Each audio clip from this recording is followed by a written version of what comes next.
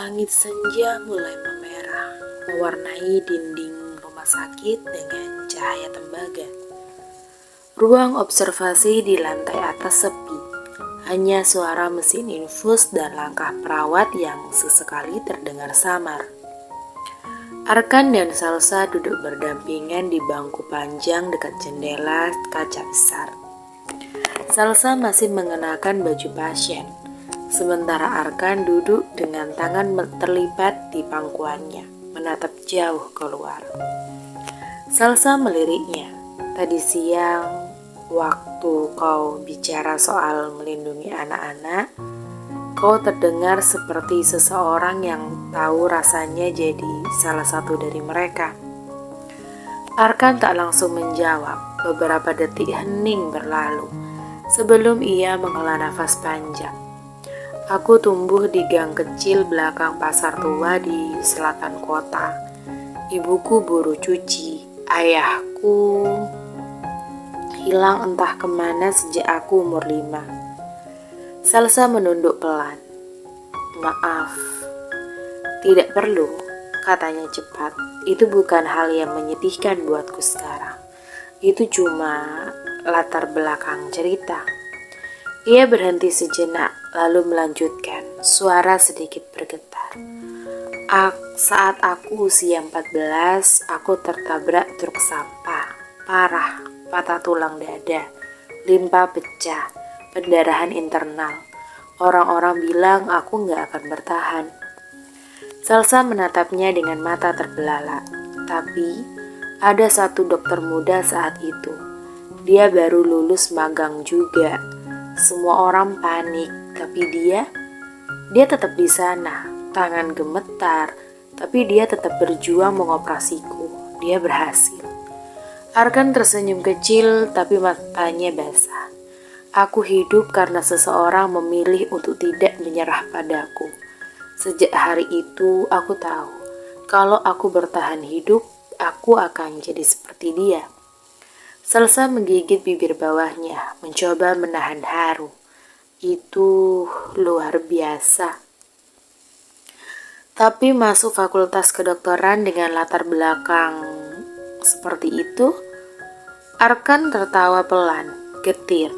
Aku kerja serabutan, malam jaga parkir, pagi kuliah, kadang tidur 2 jam sehari. Aku pikir aku akan gila. Dan sekarang kamu di sini, bisik Salsa.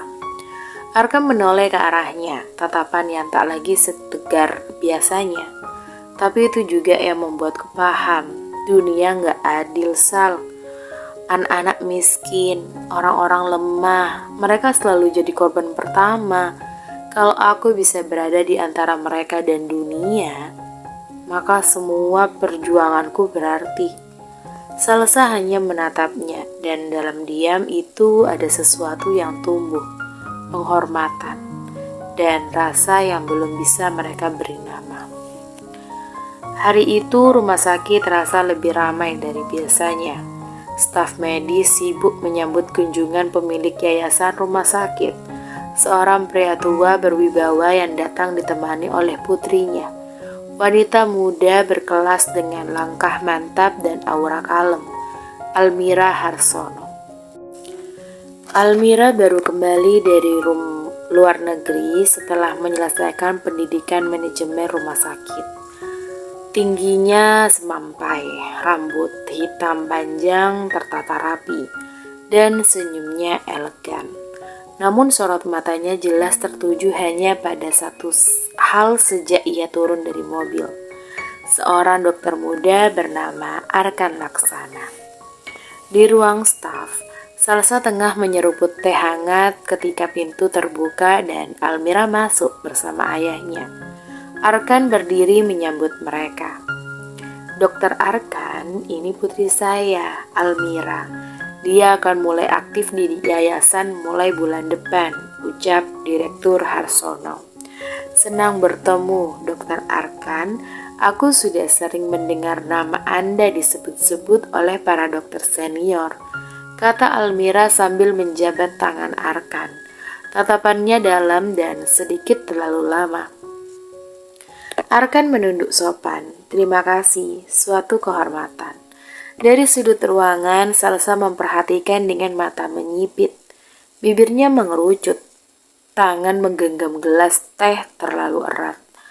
Almira menoleh pada Salsa, lalu tersenyum ramah. Dan ini, saya Salsa, jawabnya singkat, agak kaku. Pasien rawat inap. Almira mengangguk lalu kembali menatap Arkan. Jika ada waktu, saya ingin berdiskusi dengan Anda tentang beberapa program sosial rumah sakit. Mungkin sambil makan siang. Salsa spontan menyemburkan sedikit tehnya, lalu buru-buru menutup mulut. Arkan menoleh padanya. Kau nggak apa-apa? Salsa mengangguk cepat, wajahnya memerah. Iya, cuma salah telan. Almira tersenyum tipis, seolah menangkap isyarat. Kalau begitu, saya tak akan ganggu. Sampai jumpa lagi, dokter. Setelah Almira pergi, Salsa pura-pura sibuk melihat ke jendela. Kau yakin baik-baik saja? Tanya Arkan. Yakin, sangat yakin, luar biasa yakin. Nada suaranya sedikit ketus. Arkan mengangkat alis lalu tersenyum samar. Kau cemburu? Salsa melotot. Apa? Tidak, tentu saja tidak. Tentu. Jawab Arkan santai sambil melangkah keluar. Tapi sebelum menutup pintu, ia berkata pelan tanpa menoleh. Kau nggak perlu cemburu. Aku tahu siapa yang benar-benar melihatku, bukan cuma apa yang aku miliki. Salsa terdiam, pipinya merah, tapi matanya tidak bisa menyembunyikan senyum kecil yang muncul perlahan. Semenjak kembali bekerja, Salsa langsung dihadapkan pada kasus besar, baku tembak antara geng Don Rafael dan kepolisian di area Pelabuhan Timur. 2 polisi luka parah dan 1 diantaranya, anggota tim reserse Salsa, dilarikan ke rumah sakit tempat Arkan bekerja. Di IGD, Arkan bergerak cepat. Luka tembak di dada kiri, indikasi pneumotoraks tension. Ia langsung memberikan tindakan torakostomi dengan tangan cekatan, memimpin tim medis menyelamatkan nyawa yang tergantung tipis di ujung jarum. Beberapa menit kemudian, Salsa masuk. Melihat wajah Arkan yang penuh ketegangan, Salsa terpaku. Ia tak bisa mengabaikan keterampilan dan keteguhan pria itu. Hatinya terombang-ambing antara insting polisi dan rasa yang mulai tumbuh. Pasienku? Tanya Salsa. Arkan mengangguk singkat, stabil, tapi butuh pemantauan intensif 24 jam. Salsa menatapnya lama. Kau tahu siapa yang melakukannya? Arkan menatap balik tenang. Tugasku bukan menyelidiki, Sal. Tugasku menyelamatkan. Malam harinya, ponsel Arkan berdering. Nama di layar yaitu Don Rafael. Kabar cepat sekali menyebar. Ucap Rafael dari seberang. Kau menyelamatkan polisi hari ini. Arkan mendesah pelan. Kau tahu kan prinsipku? Don Rafael tertawa kecil. Tentu saja, aku tak peduli siapa yang kau sembuhkan di rumah sakit. Kau bebas di sana. Seperti janjiku dulu, aku hanya ingin memastikan kau tetap ada saat aku butuhmu. Arkan mengangguk meski Rafael tak bisa melihat. Selama mereka tak menyentuh anak-anak lagi, aku tetap jadi doktermu. Terdengar hening sesaat lalu Rafael berkata serius. Itu janji, Arkan. Di sisi lain, Salsa duduk di mejanya malam itu, menatap catatan laporan. Ia mengingat bagaimana Arkan tak ragu menolong anggota timnya, tapi ingatannya juga dipenuhi adegan samar, tatapan pria yang sama saat bertemu anak buah Don Rafael di malam-malam kelam. Siapa kau sebenarnya, Arkan? Gumamnya pelan. Pukul 01.47 dini hari. Langit mendung dan kabut tipis menyelimuti halaman belakang rumah sakit Yudhistira. Sebuah van hitam tanpa plat berhenti perlahan di pintu darurat logistik. Arkan berdiri menanti, mengenakan jaket dokter dan masker. Di tangannya, kartu akses hasil duplikat yang hanya ia gunakan dalam keadaan genting. Pintu van terbuka, dua pria bertubuh kekar menurunkan tandu dengan cepat. Di atasnya terbaring seorang pria parubaya, tubuhnya berlumuran darah, dengan luka tembak menembus paha bagian atas. "Ini saudara kami, Pak Dokter," ucap pria botak di belakang tandu. "Kena tembak saat transaksi di pelabuhan, gak bisa dibawa ke tempat biasa, ini terlalu parah." Arkan hanya menatap sebentar lalu berkata dingin, "Ikuti aku, jangan bicara dan jangan sentuh apapun." Mereka menyusuri lorong logistik menuju ke ruang bedah pelatihan lantai bawah. Ruangan tak terpakai yang biasanya dipakai untuk simulasi operasi mahasiswa koas. Lewat modifikasi kecil dan kunci cadangan, Arkan telah mengubahnya menjadi ruang darurat pribadi. Suster Leni sudah menunggu di dalam, wajahnya tegang tapi tak bertanya apapun. Buka celananya, luka tembus pendarahan aktif dan arteri femoralis, kata Arkan dengan cepat. "Perlu dipindahkan ke ICU?" tanya Leni. "Tak sempat, kita lakukan primary vascular repair di sini. Aku butuh suction clamp dan Prolen 60, segera." Leni bergerak cepat. Arkan mengenakan sarung tangan bedah. Dalam diam, ia menatap luka itu. Arteri robek, darah memancar dengan irama denyut jantung. "Ini orang mafia, Arkan," bisik sisi gelap hatinya. Tapi yang keluar dari bibirnya adalah, "Ini pasien, titik." Prosedur dimulai. Dengan teknik yang presisi, Arkan mengisolasi pembuluh darah, memasang klem proksimal dan distal, dan mulai menjahit luka dengan jahitan mikrovaskular. Suhu ruangan meningkat oleh ketegangan. Pria di atas meja sempat kehilangan kesadaran 2 kali. Namun Arkan mengendalikan pendarahan dengan cepat. "Tekanan darah naik perlahan," kata Leni pelan. Matanya terus mengawasi monitor yang dipasang seadanya. Setelah hampir 2 jam, luka ditutup sempurna. Pasien distabilkan dan diam-diam dipindahkan ke ruang kosong yang sengaja Arkan pesan atas nama pasien fiktif, Joko Santoso, kata formulir. Pukul 4 pagi, Arkan duduk sendiri di tangga darurat. Sarung tangan dan jas pelindung masih di tangannya. Leni menemuinya. "Kenapa kau ambil resiko segila ini?" tanyanya pelan. Arkan terdiam. "Lama. Saat aku kecil, aku pernah kecelakaan dan hampir mati. Seorang dokter muda yang tak mengenalku, miskin, kotor, tanpa jaminan apapun, tetap menyelamatkanku. Dia bilang, nyawa tak kenal kasta." Ia menatap langit-langit. "Sejak itu aku bersumpah, apapun dunianya, siapapun pasiennya, kalau aku bisa menyelamatkan, maka aku akan melakukan itu." Leni menatapnya lama. Ia tahu Arkan hidup dalam ketidakmungkinan. Tapi malam itu, ia tidak bisa menyangkal satu hal. Arkan bukan hanya dokter yang luar biasa. Dia manusia yang tetap menggenggam sumpah di antara dua dunia yang siap menelannya kapan saja. Gudang tua di kawasan pelabuhan itu masih diselimuti bau mesyu dan darah. Polisi telah menggerebek tempat itu 2 malam lalu dan menggerebekkan yang gagal. Don Rafael dan anak buah intinya lolos, tapi Salsa yang selalu bergerak 1 langkah lebih cepat kembali menyisir lokasi secara pribadi. Langkahnya terhenti di meja logam yang penuh bercak darah kering. Di sudutnya tertutup sebagian oleh lap kain hitam. Ia menemukan sesuatu yang membuat jantungnya berhenti sesaat.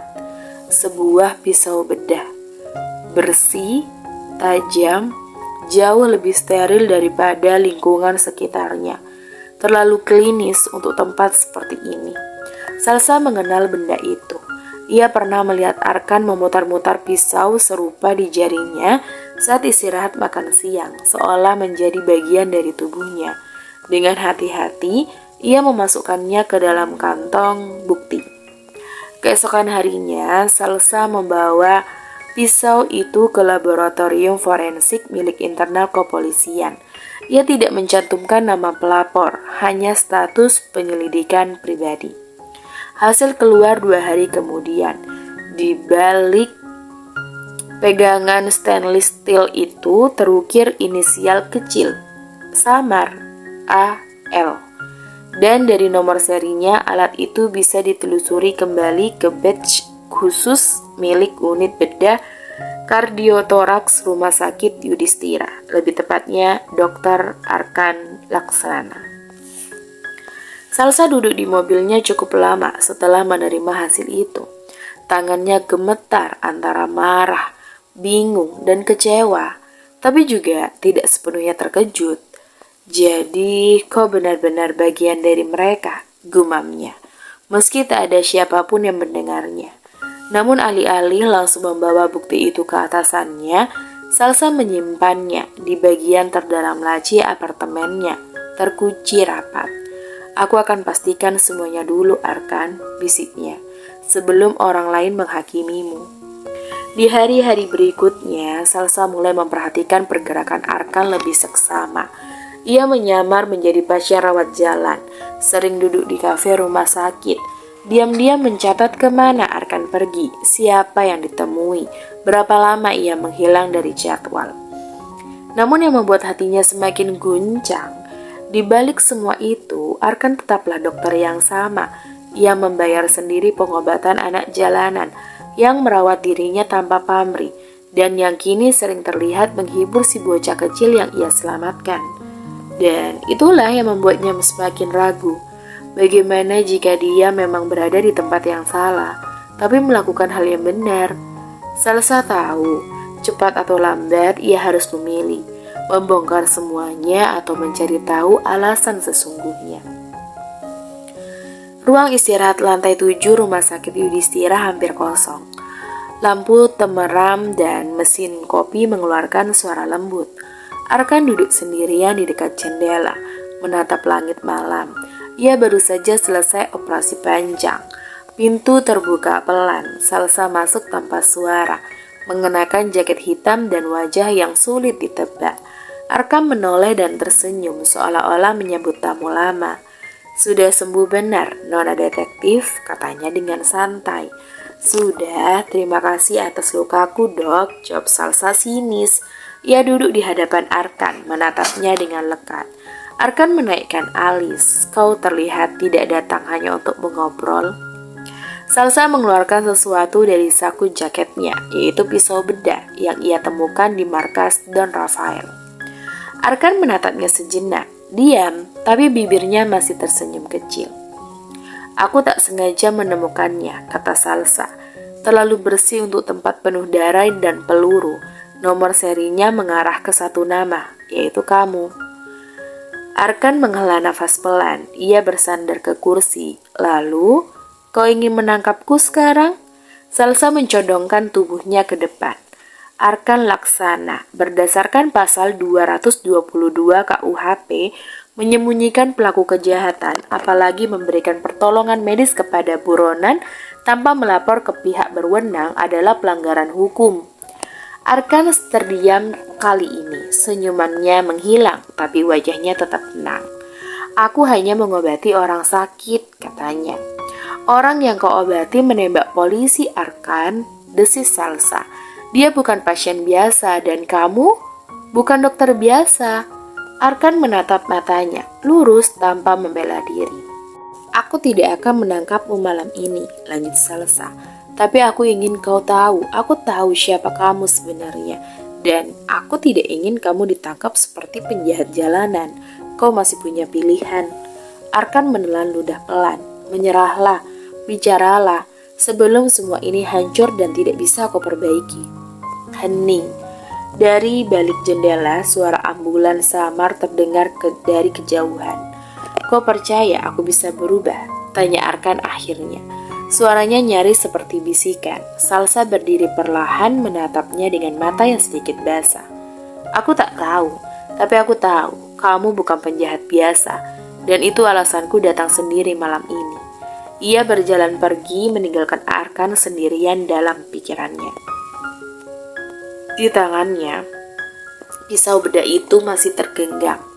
Alat penyelamat nyawa, tapi juga saksi bisu dari sebuah kebenaran yang nyaris tidak bisa lagi ia sembunyikan.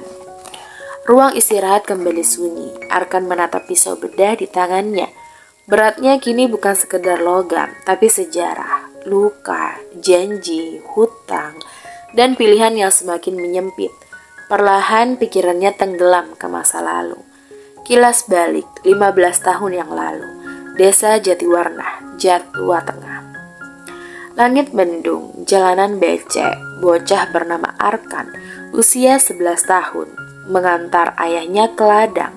Tubuhnya kurus, nafasnya berat. Tiba-tiba, rem truk blong meluncur dengan deras. Suara rem berdecit, tubuh kecil Arkan terpental ke parit.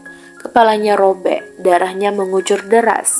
Ibunya menjerit, warga panik. Tapi di desa miskin itu, rumah sakit seperti mimpi, ambulans tidak pernah singgah. Namun tak lama kemudian, sebuah mobil pick-up berdebu berhenti. Seorang pria muda turun tergesa.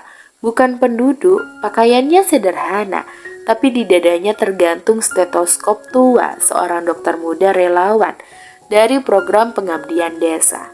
Tanpa tanya, ia meraih Arkan, tangannya cekatan, menekan pendarahan, memberikan suntikan anestesi darurat, dan menjahit luka itu di meja bambu pos ronda. Matanya tenang, suaranya lembut. Aku nggak tahu kamu siapa, tapi kamu harus hidup, karena kamu bisa jadi orang penting, nak. Dunia ini terlalu kejam kalau hanya diisi orang yang menyerah. Arkan kecil menatap wajah itu dalam kabur, tapi kata-katanya membekas, membentuk cita-cita di tengah lumpur dan kemiskinan. Tahun-tahun berlalu, Arkan tumbuh dengan satu tujuan, menjadi seperti dokter itu, menolong mereka yang tak tertolong, tapi dunia tak semurah mimpi. Setelah diterima di Fakultas Kedokteran, kenyataan menghantam. Tak ada uang, ibu menjahit, ayah mengayuh becak, dan adik-adiknya minta susu. Sampai Don Rafael datang, menawarkan biaya kuliah penuh. Aku hanya ingin balasan kecil nanti, katanya, dan Arkan menerimanya. Dengan setengah sadar, ia menjual kemerdekaannya. Kini, di ruang sunyi rumah sakit Eli tempat ia bekerja, Arkan memejamkan matanya. Ia melihat dua wajah. Wajah dokter muda penyelamat hidupnya dan wajah Don Rafael, penyelamat karirnya. Di antara keduanya, ia berdiri, hancur pelan-pelan. Bentrok kembali terjadi di kawasan Pelabuhan Utara, dan kali ini lebih brutal. Geng bawah tanah bentukan baru mencoba merebut distribusi barang ilegal dari tangan Don Rafael. Suara tembakan memecah pagi, meninggalkan mayat, luka, dan puluhan pertanyaan. Salsa berdiri di lokasi kejadian, mengenakan rompi anti peluru. Matanya menelusuri jejak darah dan karung-karung mencurigakan yang belum sempat dibongkar.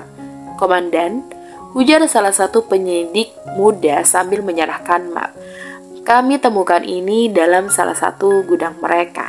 Salsa membuka dokumen itu. Di dalamnya peta distribusi senjata, nama-nama tokoh penting dalam jaringan lintas negara, catatan transaksi, serta yang paling mengejutkan, beberapa halaman yang memuat laporan pengawasan internal geng Don Rafael terhadap tokoh-tokoh di atasnya. Beberapa kalimat ditandai merah dan satu nama disebut berulang kali, Don Rafael, tapi bukan sebagai pemimpin mutlak. Dia mencatat semuanya, gumam Salsa. Kepala tim penyidik menghampirinya. Kalau informasi ini valid, kita bisa simpulkan satu hal. Don Rafael bukan hanya pelaku, dia kemungkinan besar saksi yang menyimpan semua data jaringan utama. Salsa menatap sekeliling, segalanya menjadi kabur. Jika Rafael adalah saksi kunci, maka setiap gerakannya sekarang adalah kunci pembuka atau pengunci kebenaran. Dan Arkan ada di dalamnya. Sudah 2 hari Salsa mengikuti jejak Don Rafael.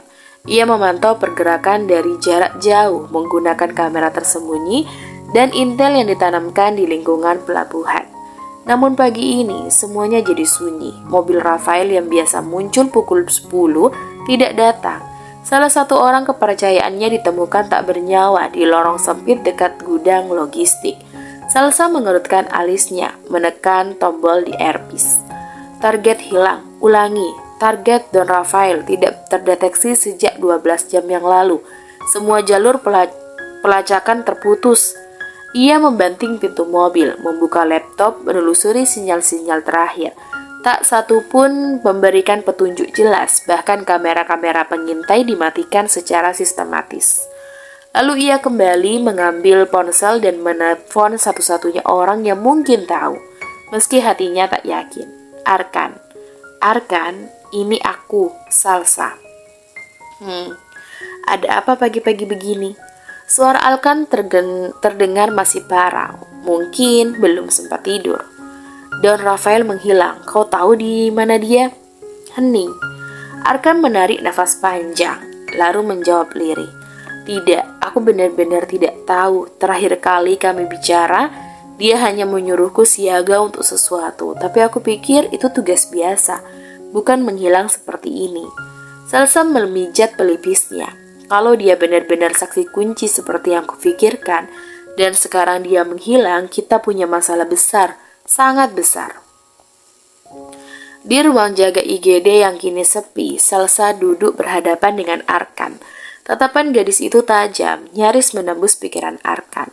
Aku butuh kau jujur, Arkan. Selain markas utama, apakah Don Rafael punya tempat lain untuk bersembunyi? Villa, gudang, tempat persembunyian? Arkan menghela nafas, lalu menunduk sesaat sebelum berkata pelan. Ada 1 atau 2 tempat, tapi aku tidak pernah tahu pasti. Rafael menyimpan banyak rahasia, bahkan untuk orang seperti aku. Salsa mengangguk singkat, tunjukkan semuanya. Mereka bergerak cepat, gudang tua di luar kota, rumah kosong di daerah pinggiran, bahkan rumah sakit tua yang sudah tidak beroperasi. Tapi semuanya sunyi, tidak ada satupun jejak, tidak ada darah, tidak ada sisa barang, bahkan tidak ada suara. Salsa mulai gelisah, kepalanya penuh kemungkinan. Kabur, diculik, atau... Lalu radio komunikasi dari mobil polisi berbunyi nyaring. Semua unit, bentrokan bersenjata terjadi di pelabuhan utara. Terindikasi keterlibatan mafia internasional, kemungkinan kartel asing. Tim dukungan segera ke lokasi. Salsa refleks menatap Arkan. Mereka berdua tahu ini bukan bentrokan biasa. Apa ini ada hubungannya dengan Rafael? Tanya Salsa. Arkan hanya mengangguk pelan. Kalau benar Rafael saksi kunci, maka dia bukan buronan. Dia target. Keributan di pelabuhan utara mengguncang malam. Tim reserse pimpinan Salsa berhasil menemukan Don Rafael dalam kondisi kritis, terkena luka tembak serius di perut. Nafasnya lemah. Salsa segera menghubungi satu-satunya orang yang ia tahu bisa menyelamatkan nyawa Don Rafael. Salsa ditelepon dengan tegas. Arkan, Don Rafael sekarat. Polisi dan pihak lain menginginkannya hidup. Kami butuh kamu. Arkan diam sejenak. Kau tahu, aku bukan lagi bagian dari mereka. Ini bukan hal sepele. Kalau kau bantu selamatkan dia, aku bisa bicarakan soal hukumanmu. Jaksa bisa membekukan semua dakwaan. Setidaknya memberi ruang untuk kamu memilih jalan lain. Arkan menatap jendela ruang istirahat rumah sakitnya. Dunia yang ia bangun dengan susah payah kini kembali ditarik oleh masa lalunya. Setelah beberapa detik, ia menjawab pelan. Kirim lokasinya. Aku butuh peralatan lengkap. Arkan bergegas ke bagian administrasi. Di sana, Almira Laksono, anak pemilik rumah sakit dan sosok yang secara diam-diam menaruh hati padanya, tengah mengurus berkas pasien VIP. Arkan langsung bicara begitu ia masuk. Almira, aku butuh bantuanmu, segera. Almira menoleh cepat, ia waspada. Arkan, ada apa? Aku butuh perlengkapan medis. 1 set portable sugary kit, suction, EKG portable, dan 2 unit darah. Semuanya harus steril dan aku butuh itu sekarang. Almira berdiri menatap Arkan dengan serius. Kamu mau operasi di luar rumah sakit, Arkan?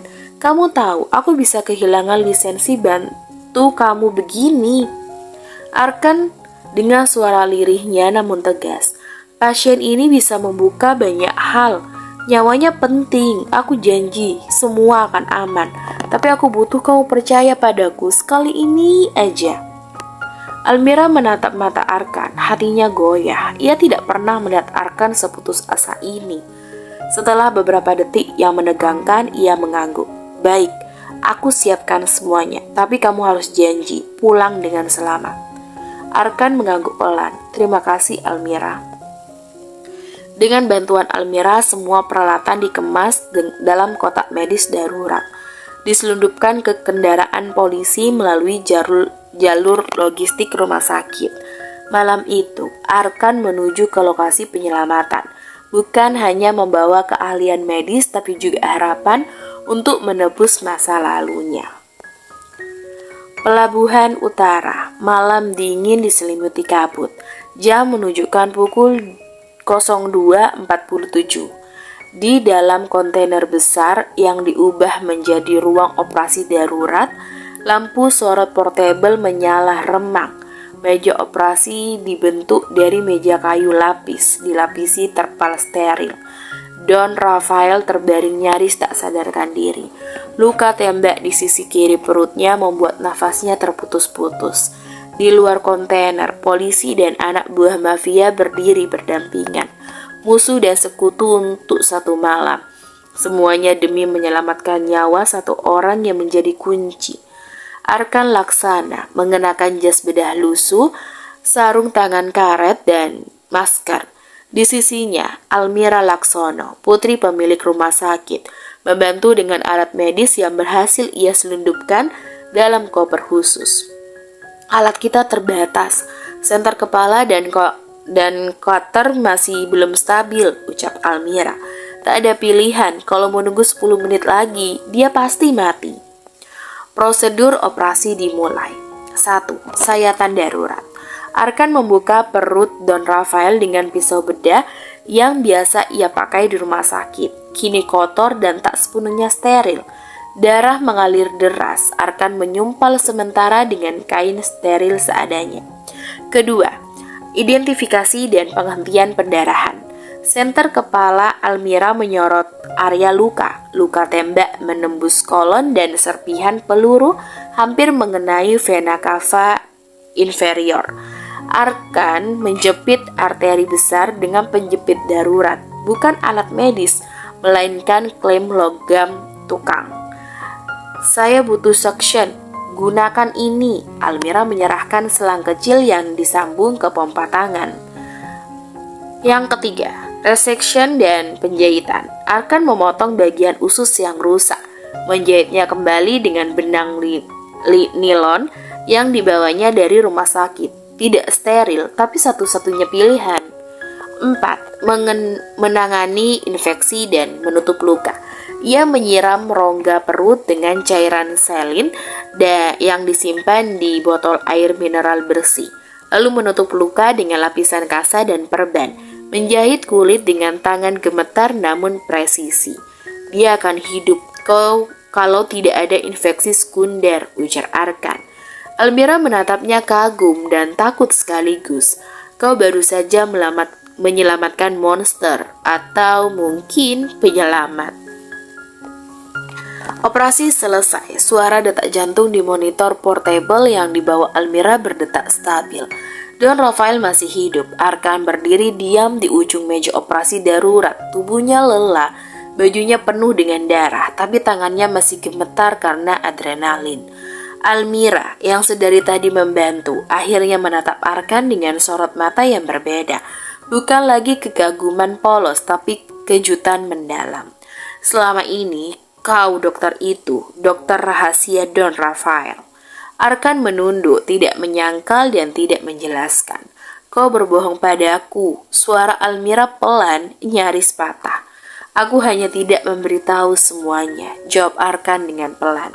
Sementara Almira mundur perlahan, menahan emosi.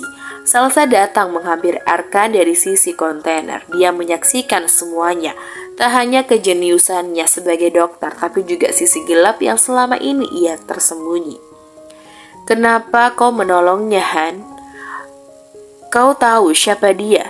tanya Salsa. Suaranya datar namun dalam. "Karena dia pasienku, karena aku dokter, dan karena jika dia mati, yang lain juga ikut hancur." Salsa menghela nafas. "Kau tahu ini semua tak akan mudah, tapi hari ini aku tak melihat kriminal. Aku melihat seseorang yang mencoba menebus semuanya." "Kau masih akan menangkapku?"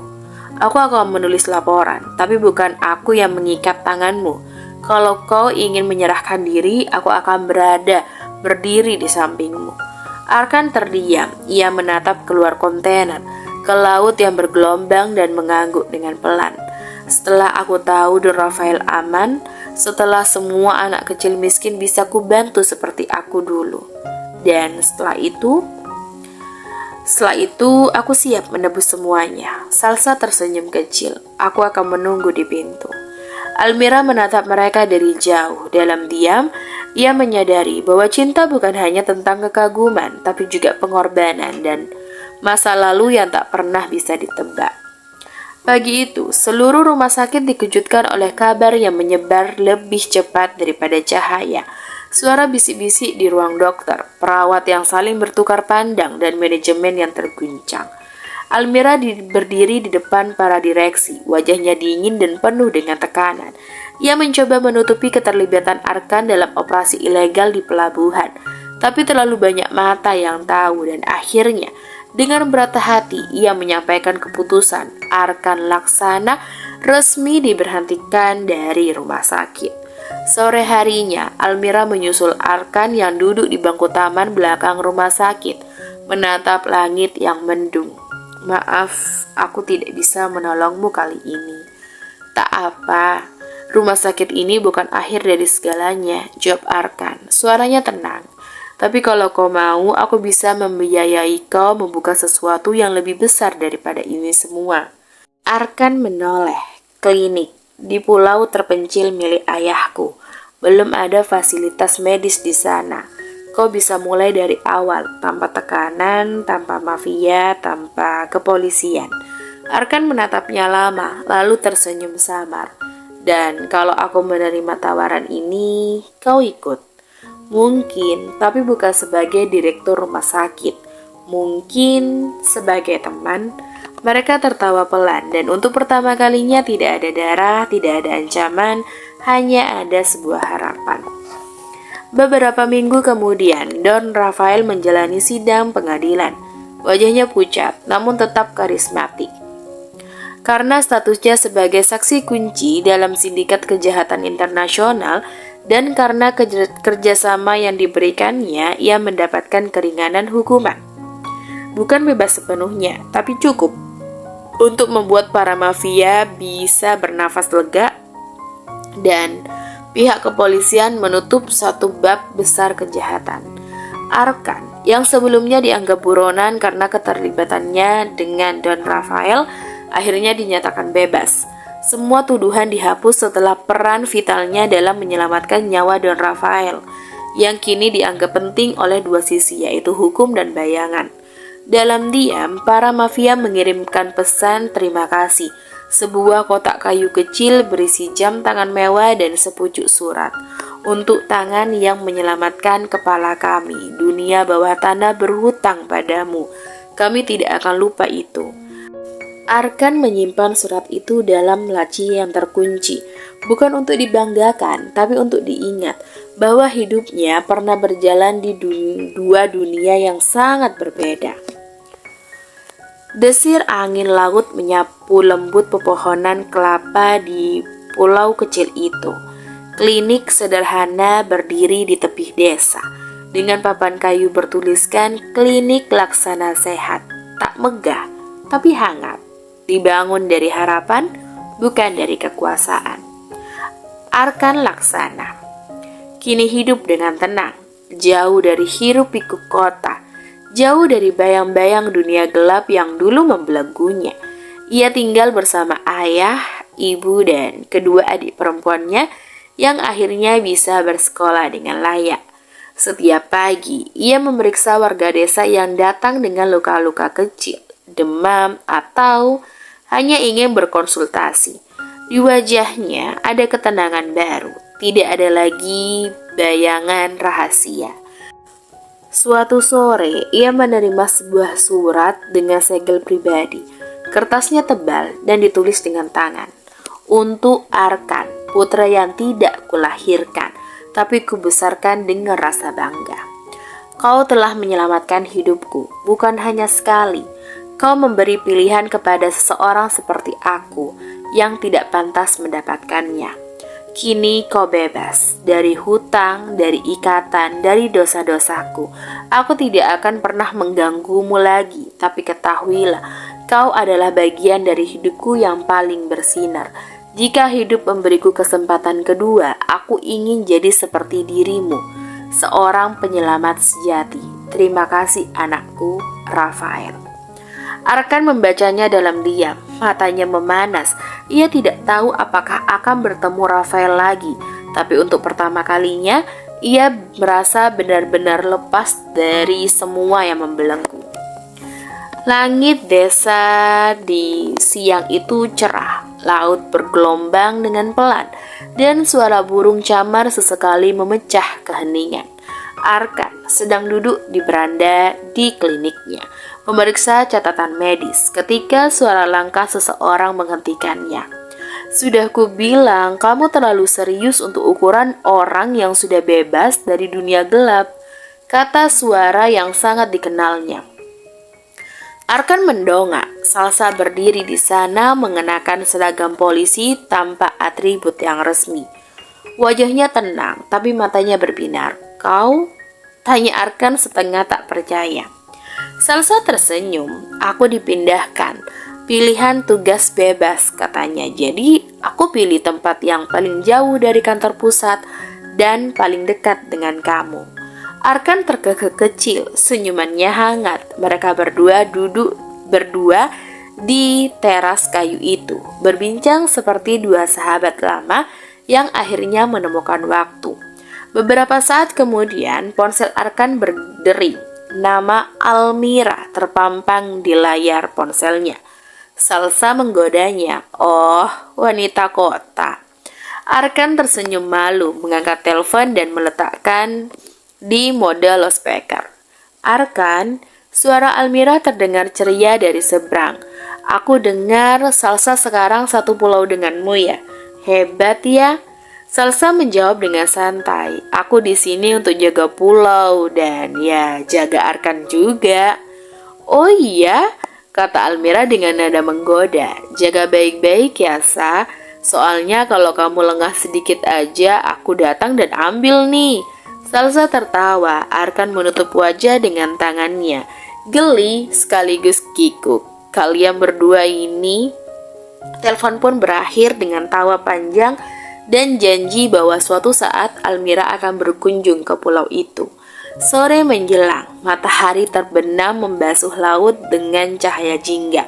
Di pulau kecil itu, seorang dokter dan seorang polisi duduk berdampingan, menatap ke depan. Dunia mereka tidak sempurna, tapi cukup untuk memulai lembaran baru. Dan entah bagaimana di tengah keheningan yang nyaman itu, akhirnya Arkan mengerti. Bahagia tidak selalu datang dari pelarian. Kadang ia datang saat kita memutuskan untuk menetap.